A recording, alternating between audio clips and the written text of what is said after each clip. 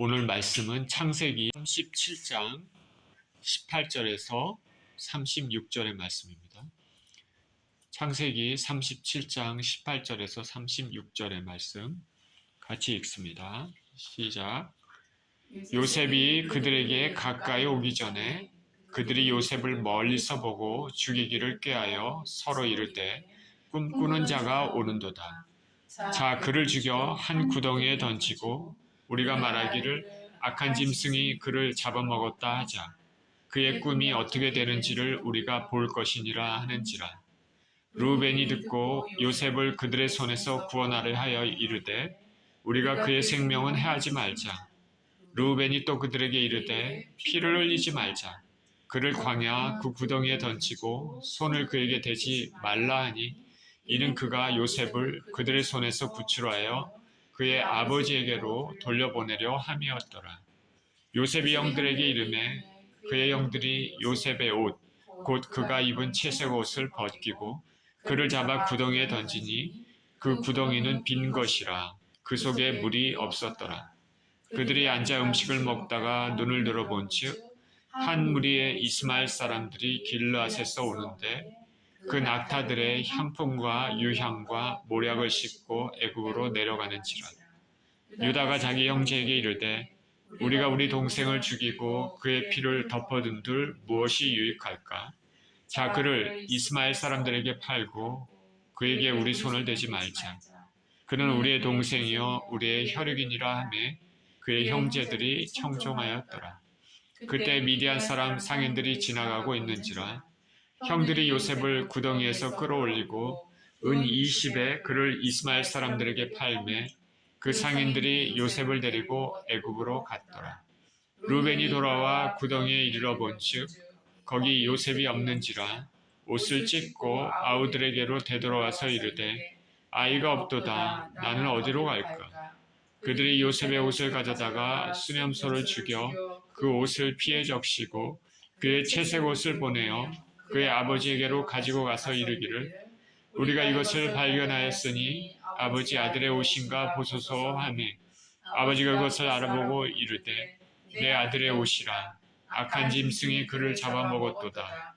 요셉이 분명히 찢겼도다 하고 자기 옷을 찢고 굵은 배로 허리를 묶고 오래도록 그의 아들을 위하여 애통하니 그의 모든 자녀가 위로하되 그가 그 위로를 받지 아니하여 이르되 내가 슬퍼하며 스월로 내려가 아들에게로 가리라 하고 그의 아버지가 그를 위하여 울었더라. 그 미디안 사람들은 그를 애굽에서 바로의 신하 친위대장 보디발에게 팔았더라. 아멘. 미움과 시기심의 죄라는 제목을 가지고 말씀을 나누겠습니다. 기도합니다. 우리 하나님 아버지, 감사와 찬양을 드립니다.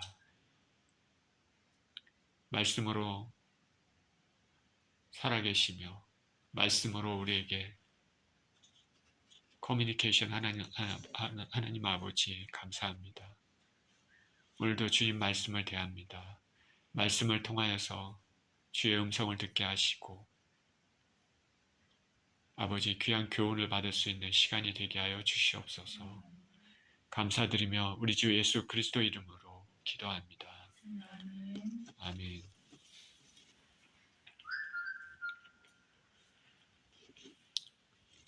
야곱이 노년에 얻은 요셉은 다른 형제들보다 야곱의 사랑을 특별하게 많이 받았습니다. 노년에 얻은 아들이기도 하고 야곱이 사랑하는 라헬을 통해서 낳은 아들이기도 했기 때문입니다. 사람은 감정이 있죠. 감정이 있기 때문에 어떤 사람을 특별히 좋아하는 경우가 있지만은 그럼에도 가정에서 여러 형제 자매들 가운데 자식들 가운데서 이렇게 한 자식을 특별하게 편애하는 것은 나중에 가족 간에 문제가 되는 경우가 있습니다. 가까운 피를 나눈 형제 자매일지라도 나중에는 원수처럼 지내는 경우 우리는 종종 봅니다. 부모님은 자식들 가운데 한 사람을 지나치게 편애해서는 안 될 것입니다. 요셉은 장남도 아니고 11번째 아들임에도 야곱은 요셉을 매우 특별히 사랑했습니다. 하루는 요셉이 양을 치고 있는 형제들의 잘못을 아버지에게 고했습니다. 그렇지 않아도 형제들은 아버지가 요셉을 자신들보다 사랑하고 있다는 것을 느끼고 있었는데 이 일로 인해서 요셉을 더욱 미워하게 됐습니다. 창세기 37장에서 형제들이 요셉을 미워하는 첫 번째 이유입니다. 또한 야곱은 요셉에게만 채색 옷을 입혔습니다. 고대 시대 때 채색 옷은 매우 귀합니다. 옷은 신분을 나타내는 표식으로도 사용되기 때문에 야곱은 요셉을 사랑했을 뿐 아니라 요셉에게 기대도 하고 있음을 보여주기도 합니다.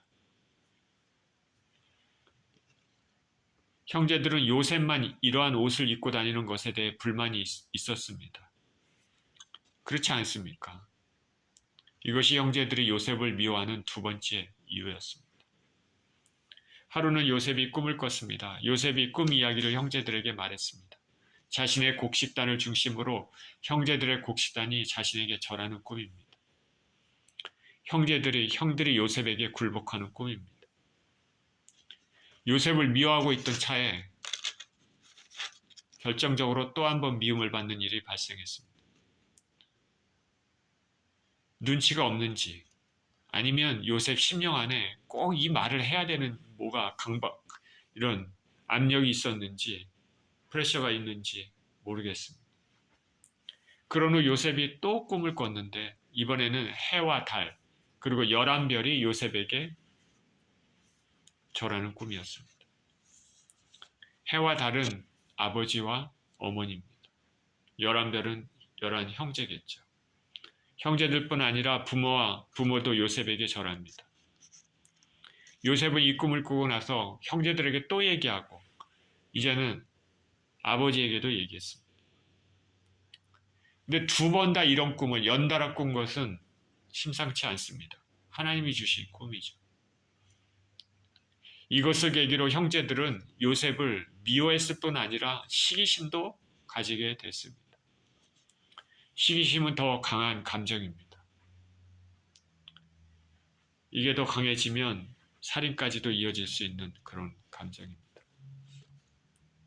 시기심을 가졌다라는 말은 그 꿈이 실제로 실현될 가능성을 염두에 두고 가지고 있는 그런 감정입니다. 그렇지 않으면 별로 허황된 꿈 가지고 얘기하는구나. 그냥 미워하는 감정만 가졌겠죠. 만약 여러분이 이 당시에 태어나서 요셉의 형제들이었다면 요셉을 어떻게 생각하고 대했겠습니까? 동생이니까 철이 없어서 그렇거니 생각하고 이해해주고 돌봐주고 너 이런 걸 잘못했으니까 사랑으로 지적해주면서 그렇게 좋은 관계를 가졌겠습니까? 아니면 여기 형제들처럼 미워하고 나중에는 시기심까지 가지게 되겠습니까? 야곱은 요셉이 말한 꿈 이야기를 듣고 요셉을 꾸짖었습니다. 부모가 자식에게 절하고 형들이 또 동생에게 절한다. 현대에도 약간 이상한, 현대에 이런 일이 있어도 이상한 일이지만 고대에서는 특별히 있을 수 없는 일입니다. 고대 동양에서는 이런 일은 있을 수가 없는 일이죠. 그리고 야곱은 이것 때문에 아마 형제들과 요셉 간의 사이가 나빠질 수도 있겠다 생각했을 것입니다. 야곱은 이렇게 요셉을 꾸짖었지만은 그 꿈에 대해서는 무시하지 않고 마음에 두었습니다. 미래에 어떤 일이 일어날지 미리 보여주는 꿈으로 생각했습니다. 야곱 자신도 꿈을 통해서 하나님을 만났기 때문입니다. 하루는 요셉의 형제들이 세겜에서 양을 치고 있었습니다. 사랑을 받고 있던 요셉은 아버지와 같이 장막에 있습니다. 자기 형들은 양을 치는 일들을 하고 있는데 자기는 아버지와 같이 장막에 있습니다. 그렇죠? 야곱은 요셉에게 형들에게 가서 양들과 형들이 잘 있는지 보고 와서 나에게 보고해라. 그랬습니다. 요셉은 네, 그렇게 하겠습니다 하고 세겜으로 갔습니다. 그곳에서 형제들을 열심히 찾았지만 찾지 못했습니다. 그곳에 있는 사람이 말을 듣고 형제들이 도단으로 갔다는 그런 말을 들었다고 합니다. 그래서 요셉은 이제 세겜에서 도단으로 향했습니다. 18절입니다. 요셉이 그들에게 가까이 오기 전에 그들이 요셉을 멀리서 보고 죽이기를 꾀하여 서로 이르되 꿈꾸는 자가 오는도다. 자, 그를 죽여 한 구덩이에 던지고 우리가 말하기를 악한 짐승이 그를 잡아먹었다 하자. 그의 꿈이 어떻게 되는지를 우리가 볼 것이니라 하는지라. 형제들은 도단에서 양을 치고 있었습니다. 요셉이 멀리서 오는 것을 보았습니다. 멀리서 한 소년이 오는데 그게 요셉이다. 어떻게 알았을까요? 채색 옷을 입고 있었기 때문에 금방 알 수 있는 것이죠. 그 요셉이 멀리서 채색 옷을 입고 오는 것을 보고 형제들이 미워하는 감정이 확 일어났습니다. 시기 감정이 일어났습니다. 죽이려고 꾀했습니다. 그래서 서로 말합니다. 야, 꿈꾸는 자가 오는도다. 특히 요셉을 미워했던 이유 중에 하나가 꿈임을 알 수 있습니다. 자신들이 요셉에게 굴복하는 것을 절대 용납할 수 없습니다. 자, 형제들 간에도 한번 틀어지면 살인까지도 이어질 수 있는 것이 인간입니다. 자신들의 동생이라도 시기심이 들면 살인까지 저지를 수 있는 것이죠. 가인이 동생 아벨을 죽인 것도 마찬가지죠. 더군다나 형제들은 어머니가 다릅니다. 자, 요셉은 라헬의 아들입니다. 다른 형제들은 레아, 빌하, 실바의 아들들입니다. 요셉보다 나이가 어린 자신과 같은 라헬에 비해서 나온 막내인 베냐민은 여기에 있지 않고 야곱과 함께 장막에 있었을 것입니다. 그러니까 형제들은 요셉과는 배다른 형제죠. 창세기에서는 하나님께서 한 남자와 한 여자가 부모를 떠나 한 몸을 이룰 것이다 이렇게 얘기했습니다. 한 남자와 한 여자가 부모를 떠나 한 몸을 이룰 것이다.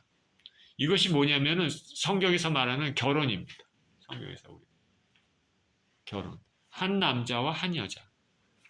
한 여자와 한 여자가 아니고 한 남자와 한 남자도 아니고 한 남자와 여러 여자도 아니며 여러 여자와 여러 남자와 한 여자도 아닙니다. 한 남자와 한 여자. 이들이 부모를 떠나서 하나가 됩니다. 결혼을 말합니다. 하나님께서 정하신 이곳, 결혼은 한 남자와 한 여자가 가정을 이루는 것입니다. 한 남자에 여러 명의 아내가 있으면 언제든지 문제가 생길 수 있는 것이죠. 자, 그를 죽여 구덩이에 던진 후에 악한 짐승이 그를 잡아먹었다고 하자. 그러면 꿈이 어떻게 되는지 우리가 볼 것이다. 요셉의 형제들은 살인을 꾀했습니다. 그리고 그것에 더해서 속이는 죄도 저지르려고 합니다. 악한 짐승이 먹었다고 하자. 흔히 죄는 하나를 범하면 그 하나를 감추기 위해 또 하나의 죄를 짓는 경우가 많습니다. 그 죄를 그리고 의심하는 사람들에게 또 거짓말을 하거나 또 협박하는 또 다른 죄를 짓는 경우도 있습니다. 죄의 특성이 이런 것이죠. 형제들은 살인을 꾀했고 그것을 감추기 위해서 거짓을 꾀했습니다. 그의 꿈이 어떻게 되는지 보자. 형제들은 요셉이 자신들보다 높아지는 것을 용납할 수 없었습니다. 이 말에서 형제들은 요셉의 꿈을 흔히 있을 수 있는 그런 꿈이 아니라 실제 이루어지게 될 것을 생각하고 있는 것이죠. 그래서 싫어서 요셉을 죽이려고 합니다. 요셉이 죽으면 그 꿈도 일어나지 않게 되기 때문입니다.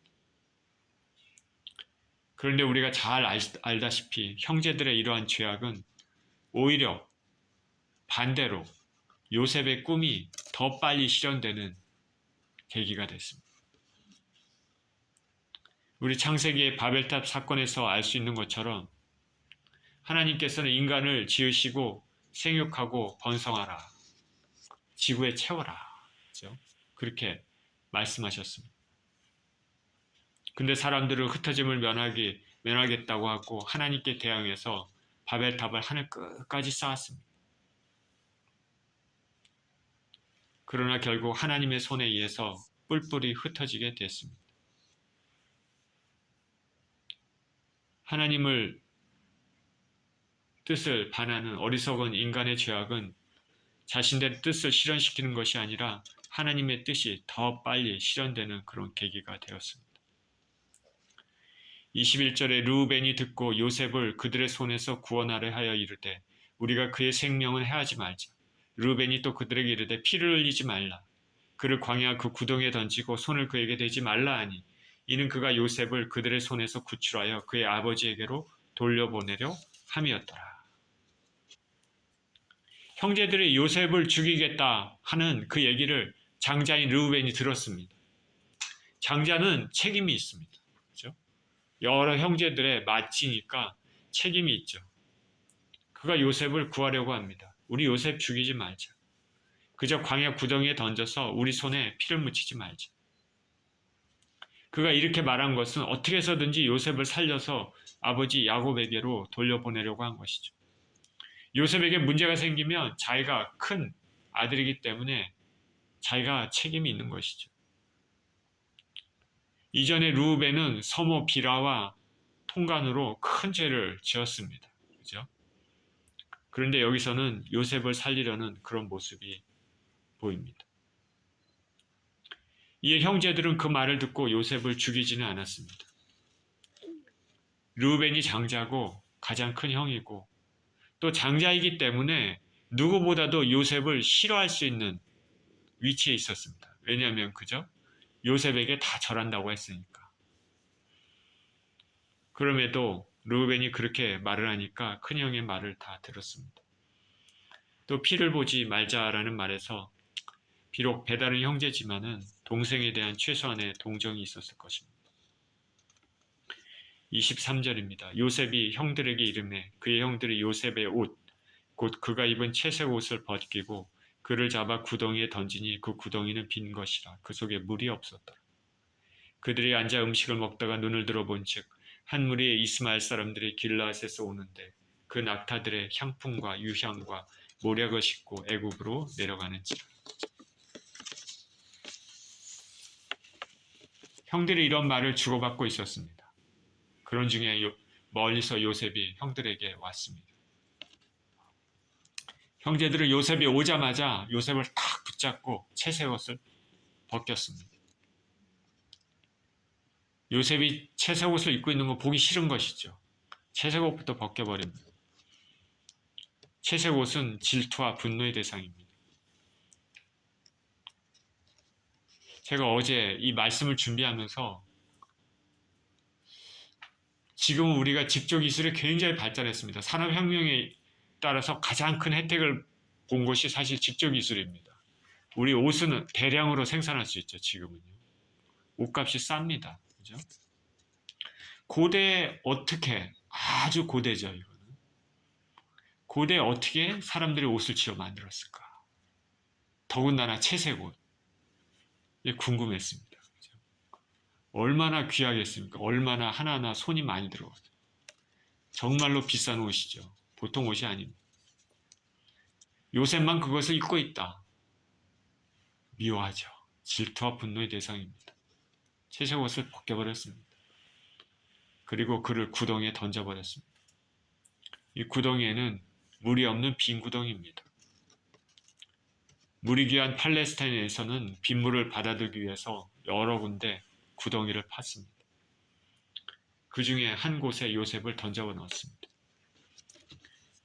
요셉의 형제들은 그런 후에 태연히 앉아서 음식을 먹었습니다. 요셉은 갑자기 얼떨결에 형들에게 잡혀서 구덩이에 던졌습니다. 요셉의 형들이 요셉을 잡고 구덩이에 던질 때 이렇게 편하게 잡고 그냥 더 가볍게 던졌겠습니까? 그냥 화가 나서, 그죠? 죽일 듯이 들어와서 잡고 옷을 벗기고 그냥 밀치듯이 아주 그렇게 구덩이에 던져버렸을 것입니다. 요셉은 형들의 증오를 잘 알았었겠죠. 아마 죽을 수도 있겠다 느꼈을 것입니다. 구덩이에 빠진 요셉은 구덩이에서 계속해서 울부짖습니다. 살려달라고 형들에게 울부짖는 것입니다.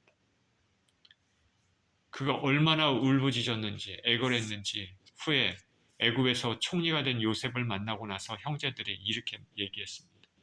창세기 42장 21절 22절에 이렇게 얘기합니다. 그들이 서로 말하되 우리가 아우의 일로 인하여 범죄하였도다. 그가 우리에게 애걸할 때 그 마음의 괴로움을 보고도 듣지 아니하였으므로 이 괴로움이 우리에게 임하도다. 루벤이 그들에게 대답하여 가로되 내가 너희더러 그 아이에게 득죄하지 말라고 하지 아니하였느냐. 그대로 너희가 듣지 아니하였느니라. 그러므로 그의 핏값을 내게 되었도다 하니. 요셉은 구덩이에 빠졌습니다. 형들에게 살려달라고 눈물로 울부짖으면서 외쳤습니다. 꺼내달라고. 그러나 형들은 듣지 않았습니다. 훗날 아모스 선지자는 이 비정함을 심판 직전에 타락한 이스라엘의 모습으로 비유했습니다. 아모스 7장 6절에는 대접으로 포도주를 마시며 귀한 기름에 몸을 바르면서 요셉의 환난을 인하여는 근심치 아니하는 자로다. 요셉은 구덩이에 빠지고 살려달라고 울부짖습니다. 형제들은 그 울부짖음을 듣고도 무시하고 음식을 먹고 있었습니다. 그때 한 무리의 이스마엘 사람들이 낙타들의 향품과 유향, 모략을 가지고 애굽으로 가고 있었습니다. 할아버지 이삭의 형제 이스마엘 자손들이죠. 낙타의 물품을 싣고 가는 것을 보면 이들이 무역을 하는 사람임을 알 수 있습니다. 당시 애굽은 무역의 중심지였기 때문에 많은 상고들이 그곳을 오고 가며 무역을 했습니다. 요셉이 구덩이에 빠졌을 때 하필 그때 때마침 이 상고가 애굽을 향해 지나가는 것, 이것은 요셉을 애굽으로 보내시는 하나님이 보낸 병거와 같은 의미를 지닌다 할 수 있겠습니다. 타이밍입니다. 하나님이 하신 것이죠. 하나님께서 이스라엘 향한 뜻은 참으로 놀랍고 그것이 실현되는 방법도 참으로 놀랍습니다. 죄악된 인생들을 통해서도 하나님의 뜻은 이루어집니다. 26절입니다. 유다가 자기 형제에게 이르되 우리가 우리 동생을 죽이고 그의 피를 덮어둔들 무엇이 유익할까? 자 그를 이스마엘 사람들에게 팔고 그에게 우리 손을 대지 말자. 그는 우리의 동생이요 우리의 혈육이니라 하매 그의 형제들이 청종하였더라. 그때 미디안 사람 상인들이 지나가고 있는지라 형들이 요셉을 구덩이에서 끌어올리고 은 20에 그를 이스마엘 사람들에게 팔매 그 상인들이 요셉을 데리고 애굽으로 갔더라. 자, 요셉의 사건 중에 중요한 게 이 역할을 하는 두 사람이 있는데 한 사람은 루벤이고 루벤보다 더 중요한 역할을 하는 사람이 누구입니까? 유다입니다. 넷째 유다. 나중에 애굽으로 내려가서 요셉을 만나고 이스라엘을 구원하는 것도 유다죠. 넷째 유다. 첫째 루벤과 더불어 넷째 유다도 요셉에 대한 동정심이 있었습니다. 그가 말합니다. 우리가 동생을 죽이고 그 사실을 숨기면 무엇이 유익하겠나? 차라리 이스마엘 사람들에게 팔자. 그는 우리의 혈육, 우리 동생이다. 설득력 있게 유다가 말한 것 같습니다. 형제들이 유다의 말을 청정했고 고개를 끄덕였습니다. 그래서 미디안 사람들이 지나갈 때 요셉을 구덩이에서 끌어올려서 은 20에 이스마엘 사람들에게 팔았습니다. 은 20. 자, 어디서 많이 들어본 말이죠. 예수님께서 유대인들에게 잡히실 때 유다가 은 30에 예수님을 팔았습니다. 우리 주님께서 온 인류를 위한 희생양이 되어 구원의 주가 되신 것 같이 여기 요셉도 야곱, 즉 이스라엘의 구원자가 될 것입니다. 하나님께서는 이와 같이 희생을 통해서 큰 구원을 이루시는 것을 볼 수 있습니다. 성경을 읽어보면 고난 없이 하나님의 영광을 드러내는 경우는 거의 없습니다. 오늘 내가 은혜 안에 있다면 그것은 나를 위해 누군가 희생하고 고난을 겪었다는 것을 알아야 할 것입니다. 이스마엘 사람들은 형제들에게서 요셉을 사서 애굽으로 데려고 갔습니다. 29절입니다. 르우벤이 돌아와 구덩이에 이르러 본즉 거기 요셉이 없는지라 옷을 찢고 아우들에게로 되돌아와서 이르되 아이가 없도다 나는 어디로 갈까. 형제들이 요셉을 판 후에 르우벤이 돌아왔습니다. 르우벤은 요셉을 팔 때는 같이 없었던 것 같습니다. 그렇죠? 잠깐 어디 갔다 온 것 같죠. 르우벤이 반대할 것을 알고 있었기 때문에 르우벤이 오기 전에 신속히 일을 처리한 것이죠. 르우벤이 돌아온 후 구덩이에 가봤더니 요셉이 없는 것을 보았습니다. 자신의 옷을 찢었습니다. 슬픔과 괴로움의 표시죠. 동생들에게 와서 말합니다. 아이가 없도다. 나는 어디로 갈까? 어찌할 바를 모르고 있는 것이죠. 어디 가서 막내를 찾을 수 있을까? 아니면 이 막내를 잃어버렸는데 아버지에게 어떻게 말할 수 있을까? 아버지에게 무슨 말을 해야 되나? 막내를 지켜야 할 첫째 형으로서의 부르짖음입니다. 31절입니다. 그들이 요셉의 옷을 가져다가 수념소를 죽여 그 옷을 피해 적시고 그의 채색 옷을 보내어 그의 아버지에게로 가지고 가서 이르기를 우리가 이것을 발견하였으니 아버지 아들의 옷인가 보소서. 형제들은 요셉을 이렇게 팔고는 그 사실을 숨겨야 됐습니다. 그래서 거짓을 꾸며 또 다른 죄를 짓습니다. 이번에는 르우벤도 동참했습니다. 요셉의 채색 옷에다가 수념소를 죽여 그 피를 적셨습니다. 그리고 그 채색 옷을 아버지에게 가서 보여줬습니다. 그러면서 말합니다. 아버지, 우리가 이것을 발견했는데 아버지 아들의 옷인가 보세요. 창세기에 보면 비슷한 장면들이 많이 나옵니다. 여러 번. 형제들의 이런 행위는 아주 오래전에 야곱과 리브가가 이삭을 속인 것 생각나지 않습니까? 비슷하죠. 죄는 회개하지 않으면 암처럼 자라 또 다른 죄를 낳습니다.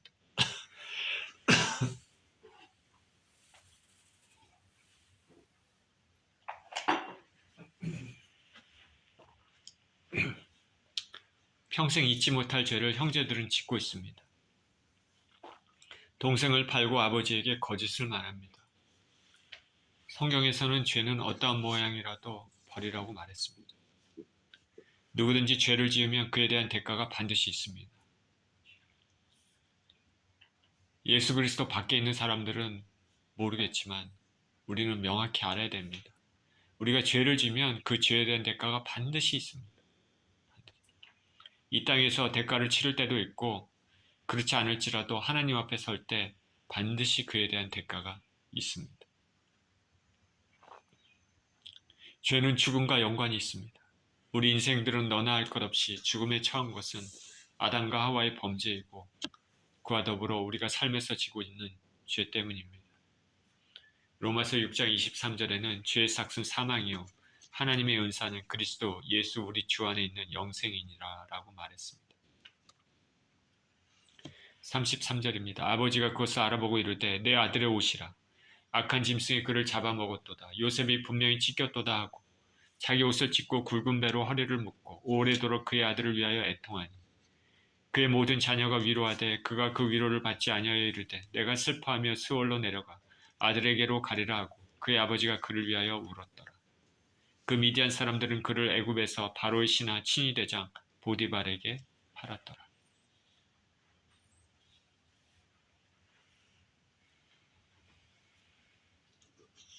야곱은 자식들의 말을 듣고 채색 옷을 보았습니다.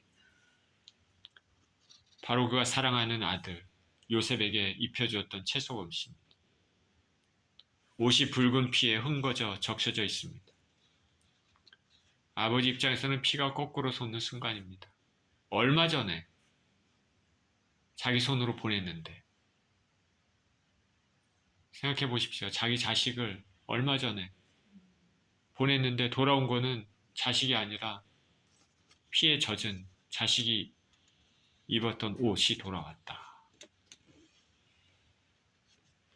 엄청난 충격과 슬픔의 순간입니다. 악한 짐승이 그를 잡아 먹었도다. 요셉이 분명히 지켰도다. 제가 사실 요셉의 야곱의 삶에 참 긍휼을 느끼는 것은, 야곱은 참 많은 일들을 겪고 고난을 참 많이 당한 사람입니다. 삶이 참 거칩니다. 그죠? 할아버지 아브라함, 아버지 이삭과는 달리 야곱은 참 힘든 삶을 살았습니다.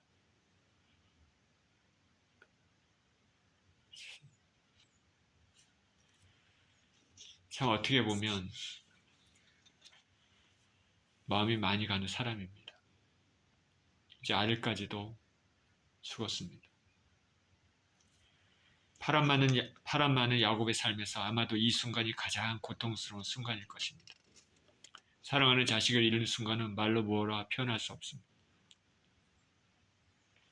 불과 얼마 전에 형들의 양들을 보고 오라고 보냈는데 돌아온 것은 피에 흥건히 젖은 옷뿐입니다. 잔인하게 죽었고 시체도 찾을 수 없습니다. 야곱은 자기 옷을 찢었습니다. 굵은 배로 허리를 묶고 오랫동안이라고 얘기했습니다. 요셉을 위해서 울었습니다. 우리 주 예수님께서 로마 군병들에게 체포당하시고 모욕받으시고 채찍 맞으시고 무거운 십자가에 짓누르시고 갈보리 언덕을 오르는 모습을 보셨던 아버지 하나님의 심정 어떻겠습니까?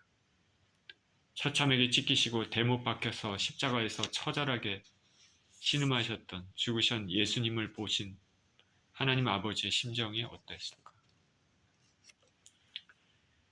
우리는 아이러니하게도 기독교 역사는 이러한 누군가의 희생으로 인해, 누군가의 피로 인해, 누군가의 눈물과 땀을 통해 가장 왕성해지고 구원의 길이 활짝 열리며 부흥이 일어나는 것을 알 수 있습니다. 저와 여러분이 살게 되는 것은 예수 그리스도의 희생, 은혜 때문입니다. 저나 여러분이나 우리 주 예수님의 고난과 희생이 없었다면 지금도 죄 가운데 있었을 것이고 미래가 없는 가련한 인생들이었을 것입니다.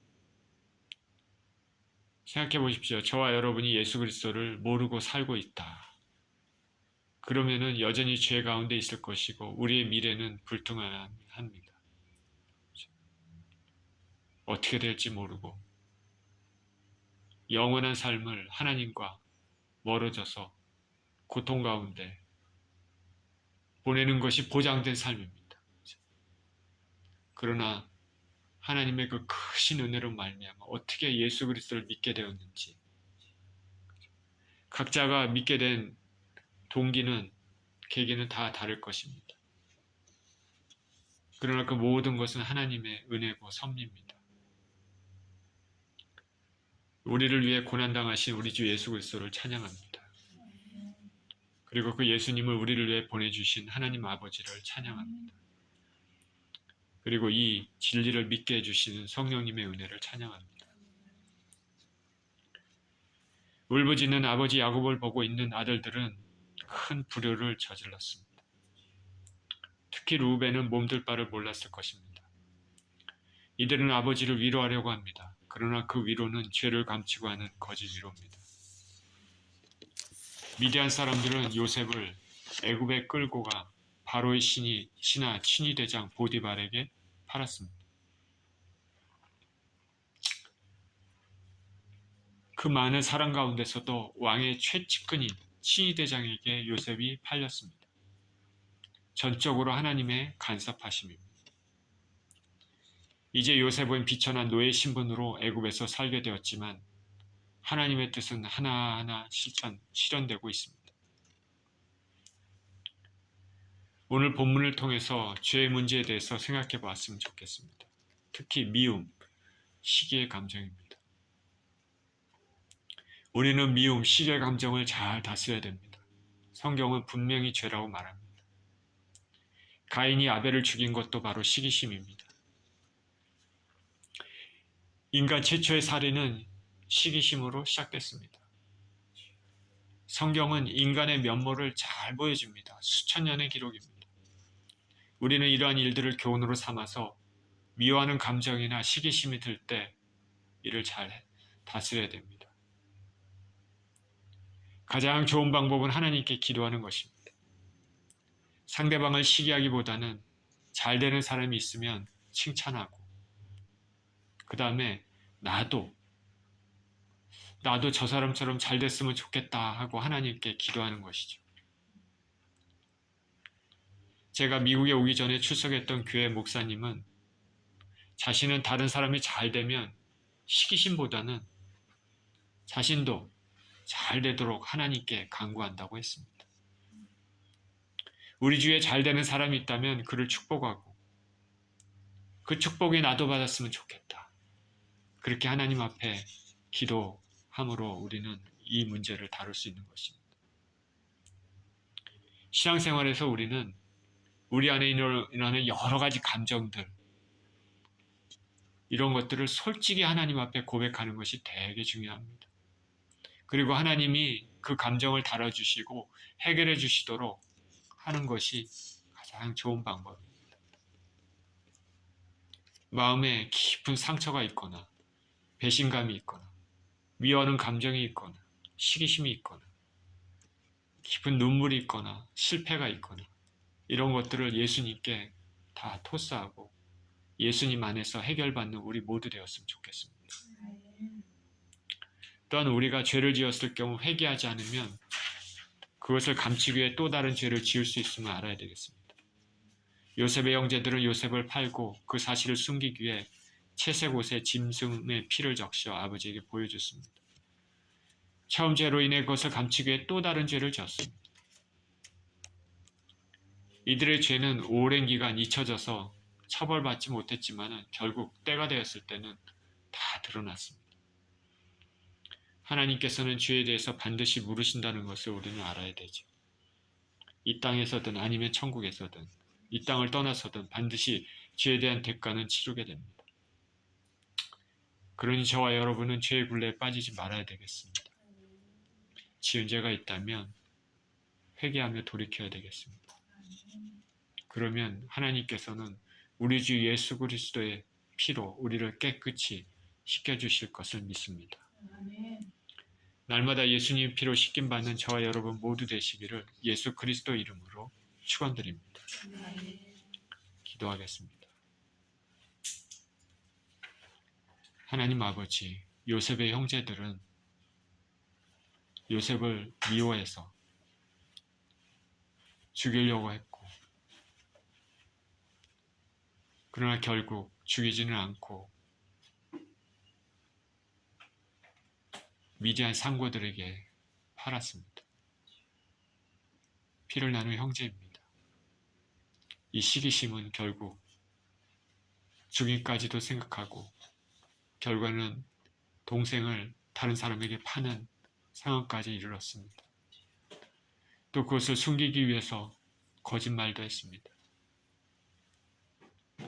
하나님 아버지, 이 모든 것들은 미움과 시기심 때문입니다. 하나님, 우리가 삶을 살다 보면 미워하는 감정 생기고 시기하는 감정이 생깁니다. 그것이 우리 인생이고 또 우리가 온전치 못하는 것을 드러내는 모습이기도 합니다. 하나님 아버지, 이럴 때 하나님 우리 마음을 잡고 그 모든 감정들을 하나님 앞에 내어놓고 주께서 아버지 다스려 주기를 간구하며 그렇게 살 수 있도록 우리를 붙잡아 주시옵소서. 잘 되는 사람들을 축복하고 또 그런 축복을 우리도 받기를 간구하며 하나님께 나아가는 우리 모두 될 수 있게 하여 주시옵소서. 감사드리며 예수 그리스도 이름으로 기도합니다. 아멘.